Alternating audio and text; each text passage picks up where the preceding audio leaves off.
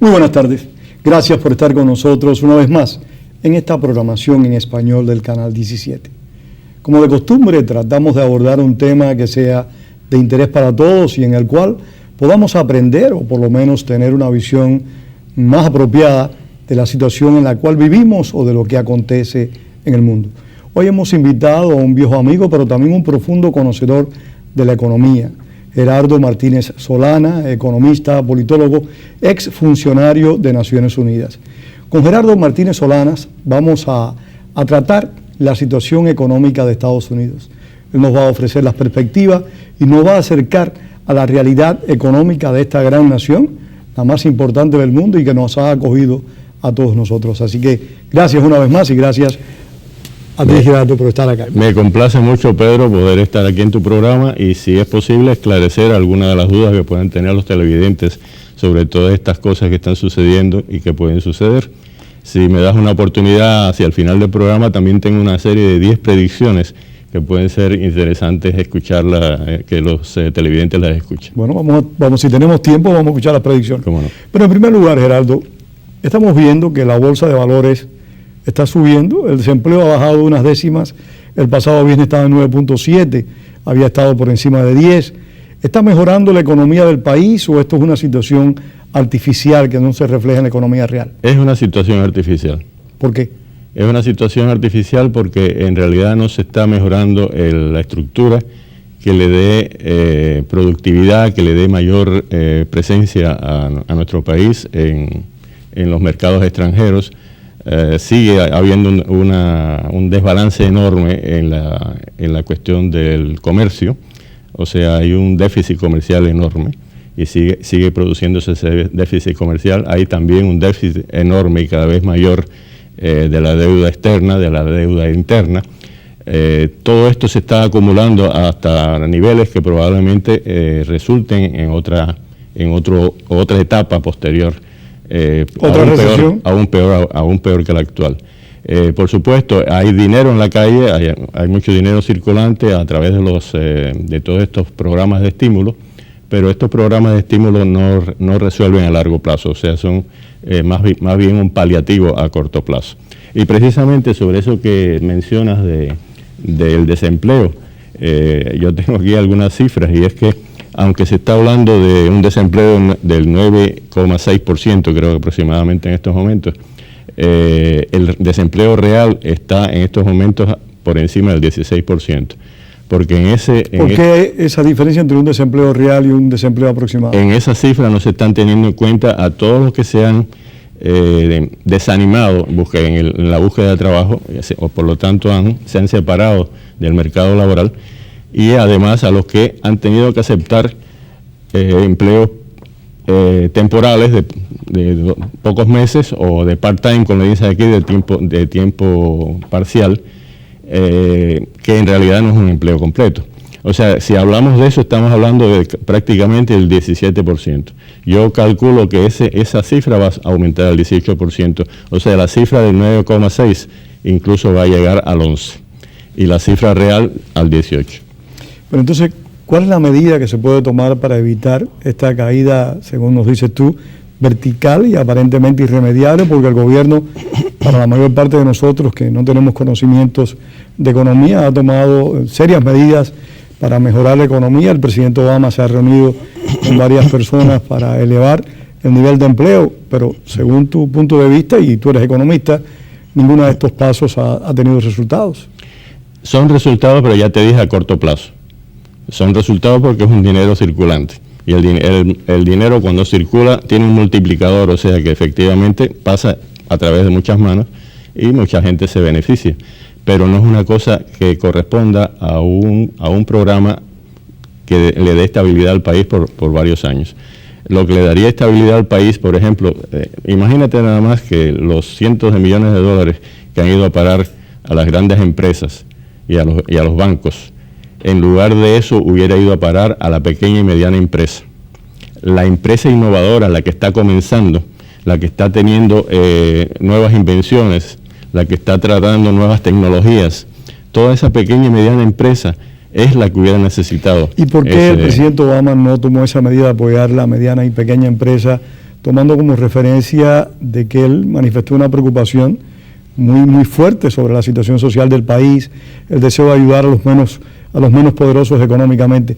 ¿Qué sucedió? Que el dinero fue al gran capital y no fue a la pequeña y mediana empresa. Yo no puedo hablar por el presidente Obama, no sé por qué lo hizo en realidad, pero supongo que el motivo es por la publicidad. En realidad es mucho más visible a la publicidad y en la política ayudar, digamos, a General Motors que ayudar a una empresa que tiene un comercio o que tiene una pequeña utilidad en estos momentos porque está empezando. O sea, eso no sería visible, no sería noticia. La noticia es ayudar a los grandes bancos e impedir que quiebren. No es noticia ayudar a los pequeños. Yo le estaba comentando hace un rato a alguien acá en el canal, Luis Díaz, nuestro productor. A Luis Díaz, que hay, por ejemplo, el caso de que hay 3 fabricantes en estos momentos en Estados Unidos que hacen automóviles eléctricos, pero no han tenido ningún apoyo para hacer una producción masiva de manera que el costo de esos automóviles eléctricos sea asequible al público. Y precisamente es el momento de hacerlo. Es el momento de hacerlo porque es popular en estos momentos adquirir vehículos que consuman menos. Por eso están popularizándose los híbridos. Pero la gente tendría la oportunidad con los automóviles eléctricos de tener un vehículo de corto alcance, pero que les resolvería para ir al trabajo, les resolvería para ir al supermercado, les resolvería para pequeñas cosas y no les gastaría prácticamente nada. Eso sería, por ejemplo, uno de los casos en que el presidente Obama, si hubiera ayudado a pequeñas empresas como esa, está tomando una iniciativa que hace que el país progrese, como ha progresado siempre, con cosas nuevas, con nueva tecnología.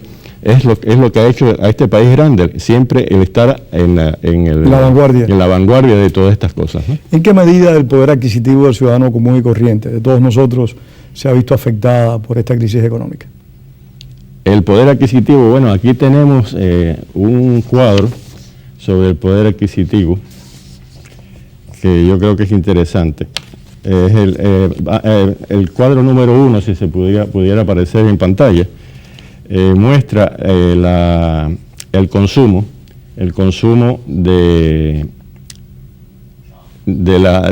o sea, promedio de los norteamericanos.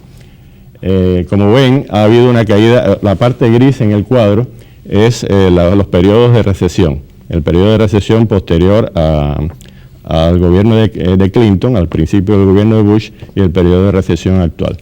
Fíjense las caídas que suceden y después el estímulo, el resultado que da de alza en el consumo.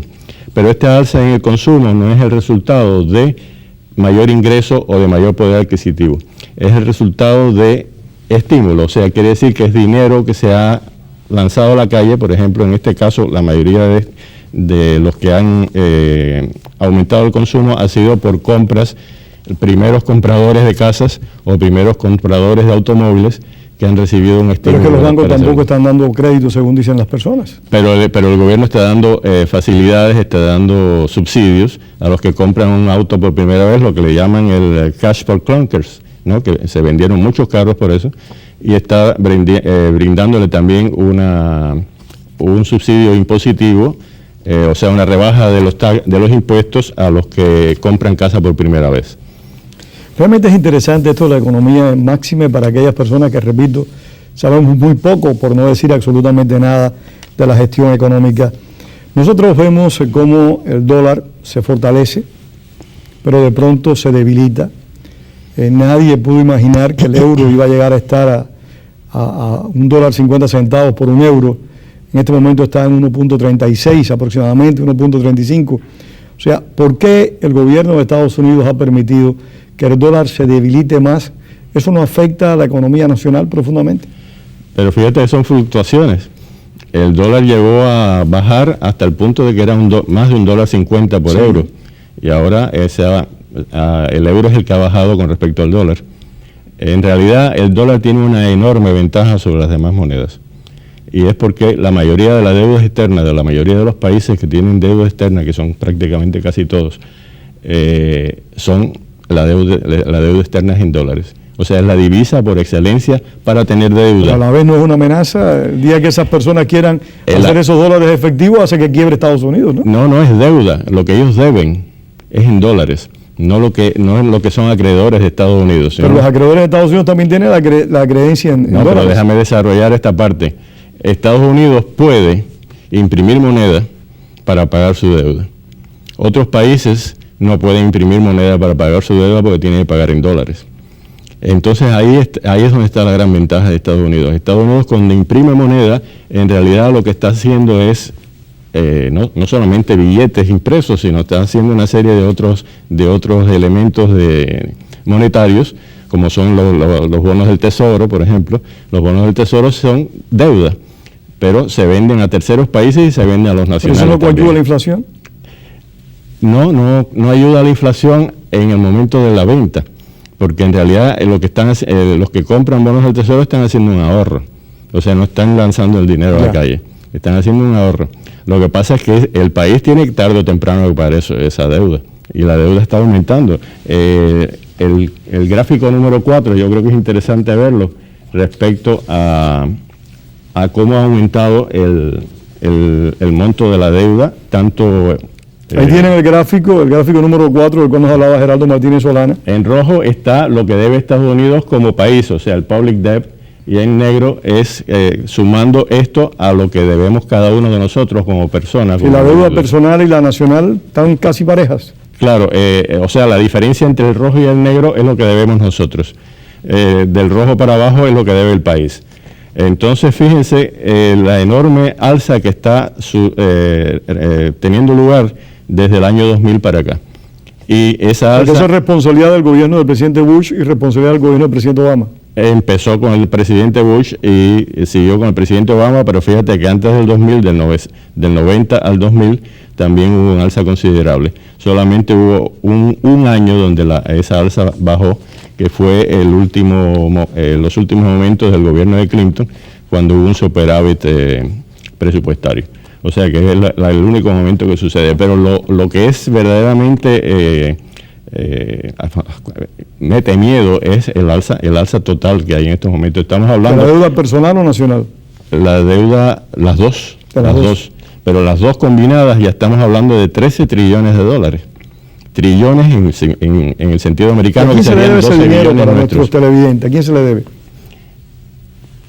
Esa cantidad de dinero que es inimaginable. Bueno, se le debe, primero se le debe a los nacionales, o sea, una deuda interna, que es en bonos del Tesoro y en toda esa serie de bonos que se han vendido dentro del país. Y después está la deuda causada por la venta de esos bonos al exterior, y también la deuda causada por el déficit comercial. O sea, el déficit comercial va acumulando créditos que en el extranjero todavía no han cobrado, pero que pueden cobrar en cualquier momento dado. Entonces, volviendo a lo que dijiste antes, de por qué entonces algunos países no se ven afectados, o sea, no cobren ese dinero. Fíjate en lo siguiente. Te pongo como ejemplo el caso de China, Geraldo. Estados Unidos le debe a China una gran cantidad de dinero. China enorme. Ha invertido en este país muchísimo en bonos del Tesoro. Y lo que si un día China quiere hacer efectivo ese dinero, ¿qué puede ocurrir? Y lo que está haciendo China es comprar bonos del Tesoro e invertir en empresas, en bienes raíces en Estados Unidos. En Estados Unidos. Entonces este país en cualquier momento es chino, como en su momento pudo haber sido japonés. Eso se pensó de Japón y nunca se llegó, porque este país tiene todavía un poderío industrial. ¿Pero eso no se agota? Por supuesto, a la larga sí. Y cuando vemos esa alza tremenda del 2010, del 2009, tenemos que tener mucho temor de que porque en una época este país fue de mayor productividad en el mundo, el país que más producía, y hoy simple y llanamente es el país que más consume. Fíjate que ahora están hablando de que la productividad ha subido, pero cuidado, ¿por qué sube la productividad? Bueno, porque las empresas están dejando cesantes a mucha gente, y los que se quedan tienen que trabajar más, y tienen que trabajar más duro para no perder su empleo. Entonces, claro, es un proceso también, de cierto modo, artificial y temporal. O sea, no es que efectivamente esté aumentando la productividad, porque para un verdadero aumento de la productividad hace falta que las empresas sean innovadoras, que den un paso adelante del resto de los países. Y esto es lo que nos está sucediendo en estos momentos. Pero en el caso, regresamos al problema de la deuda que tú lo mencionaste al principio del programa. ¿La deuda es un peso que puede limitar el desarrollo, puede limitar el mejorar las condiciones de vida de los estadounidenses? Por supuesto que sí. En el servicio de la deuda, o sea, los intereses que tenemos que pagar por esa deuda, son cada día una fracción más alta de lo que es el Producto Nacional Bruto. Y contra mayor es la fracción de lo que tenemos que pagar por servicio de la deuda, más tiene que salir de nuestros bolsillos. O sea, tarde o temprano, si esta tendencia continúa de aumentar la deuda, de hacer el derroche que estamos haciendo, de todo tipo de gastos, tarde o temprano el aumento de los impuestos va a ser tremendo. Gerardo, a mí me llama mucho la atención cuando leo que se dice que lo que mueve la economía de Estados Unidos es el alto consumo. Si hay mucho consumo, pues es de suponer que el ciudadano ahorra menos. Si el consumo es mucho, quiere decir, y si muchas de las industrias del país se han ido, pues quiere decir que estamos importando lo que estamos consumiendo. O sea, es una cadena que realmente lo que nos lleva es a un abismo, a una desgracia. Ha bajado. Digo, es la lectura común que yo hago, que no soy economista. Ha bajado el consumo como efecto de la recesión, pero efectivamente, claro, el consumo es el que mueve el país, porque necesariamente a medida que más se consume, más posibilidad tienen las industrias de producir a más bajo costo. Pero aquí estamos viendo que muchos de los productos que consumimos son importados.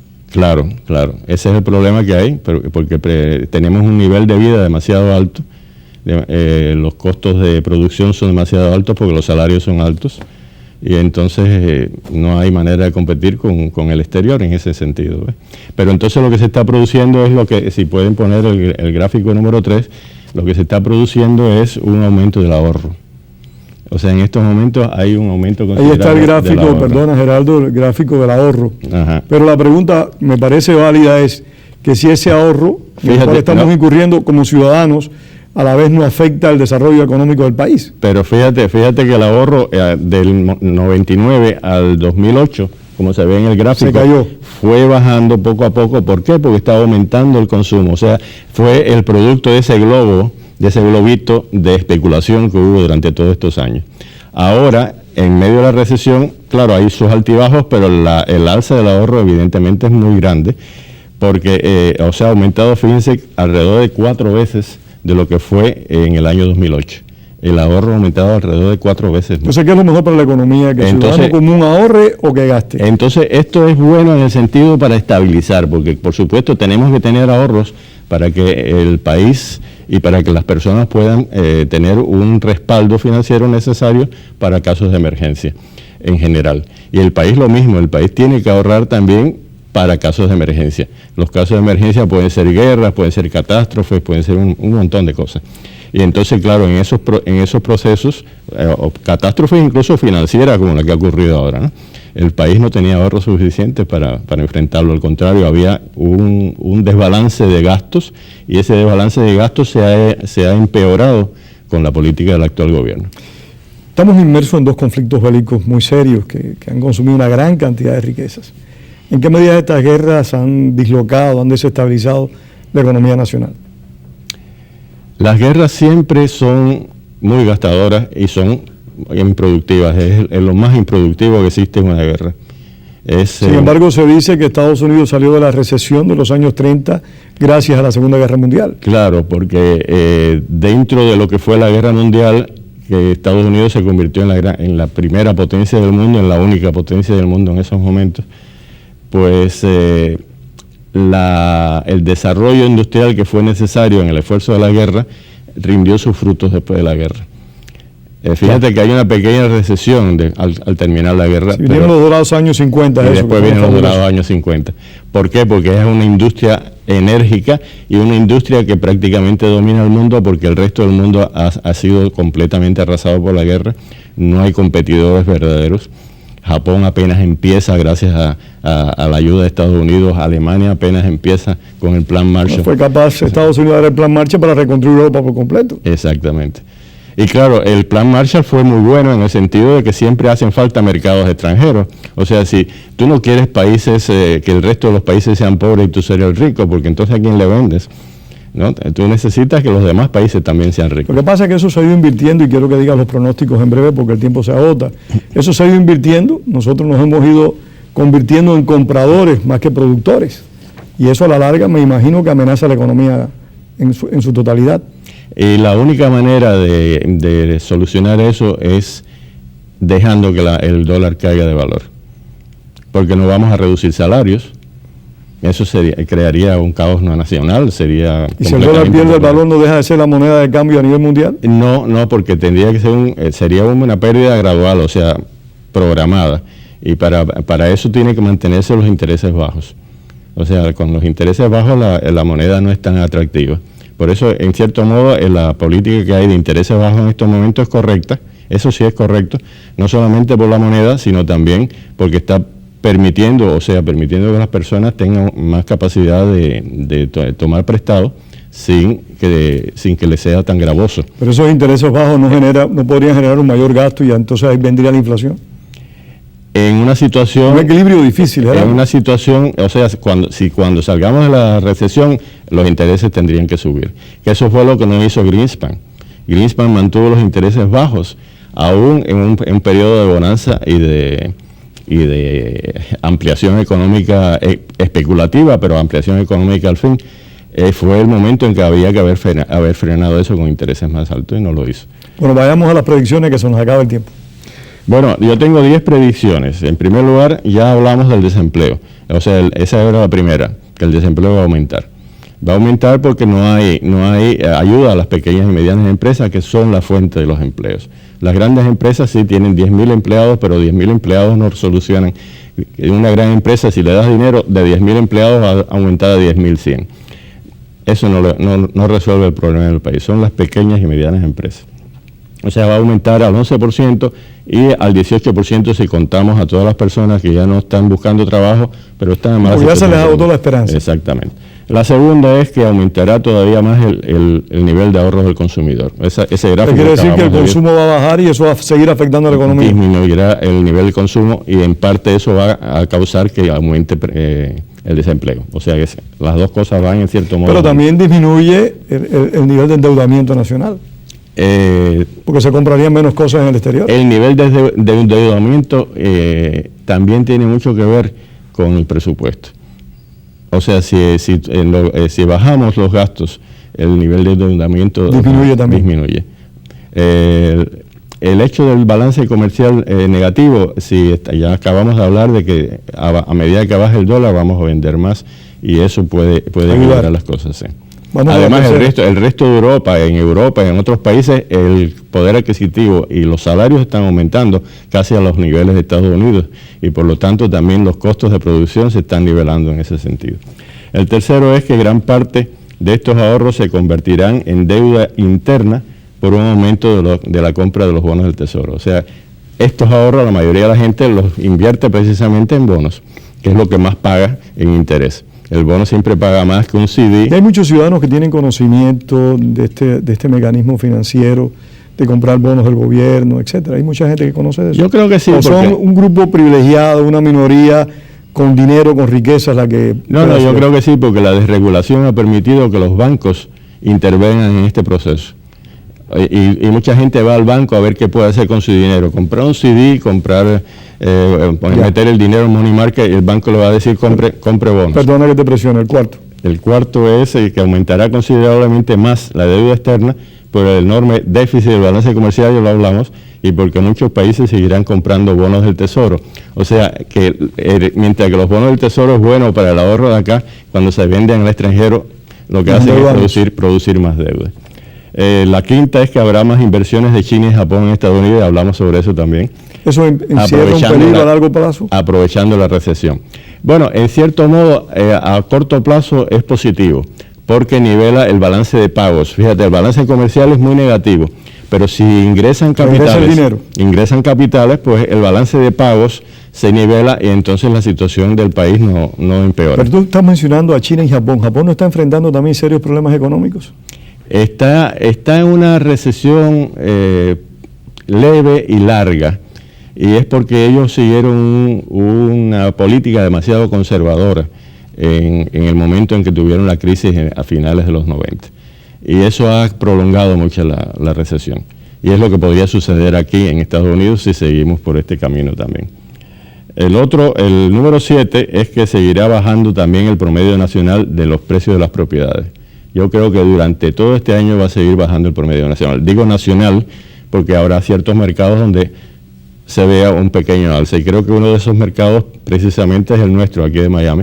¿Tú crees que aquí se levante el precio? Acá puede que no siga la tendencia nacional, porque vienen muchos inversionistas extranjeros a vivir o a invertir en bienes raíces. Aunque eso ha bajado, sigue siendo según se complica la situación en América Latina, más personas piensan y determinan venir hacia Estados Unidos. Es que aunque estamos mal, en otros países la situación es peor. Es peor. El octavo es que las tasas de interés seguirán bajas para estimular la economía y para aprovechar el reducido nivel de inflación. O sea, yo no creo que este año pasen del 1%. Van a seguir ese nivel. Llegaron a estar a la mitad del 1%. No creo que pasen del 1%. ¿Cree que suba al 1% cuando más? Cuando más al 1%. Y eso es un nivel bien bajo y es el correcto para este tipo de recesión. Pero sin embargo, esos niveles de intereses no se reflejan en las tarjetas de crédito, que cobran el 20 y tanto %. No, desgraciadamente, mira, yo estoy en contra de las regulaciones, pero hace falta aquellas regulaciones cuando hay excesos.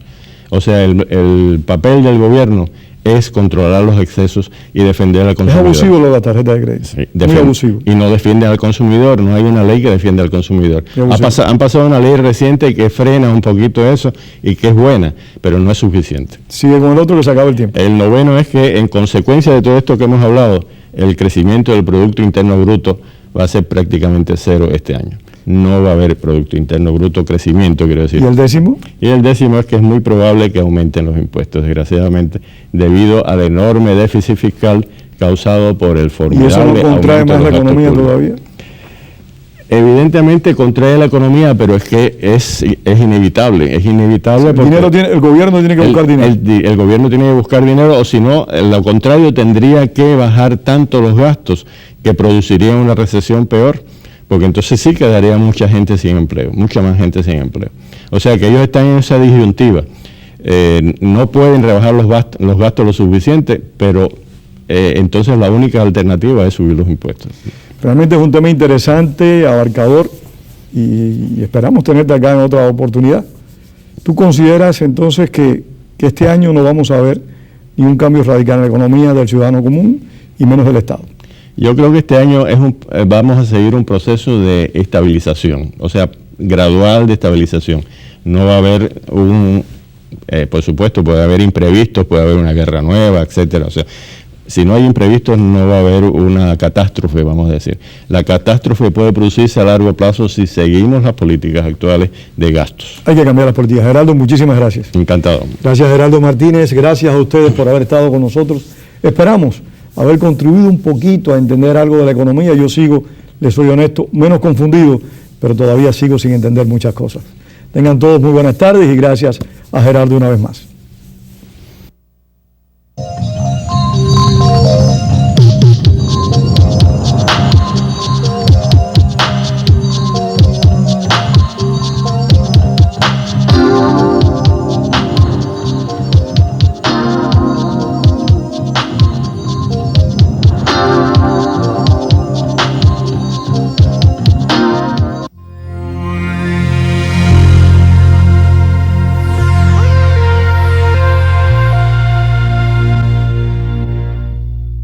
Vivimos en Boca de Ratón y vemos la programación del Canal 17, magnífica. ¿Desde dónde nos ve usted? Desde West Palm Beach. Y con ustedes el pronóstico del tiempo.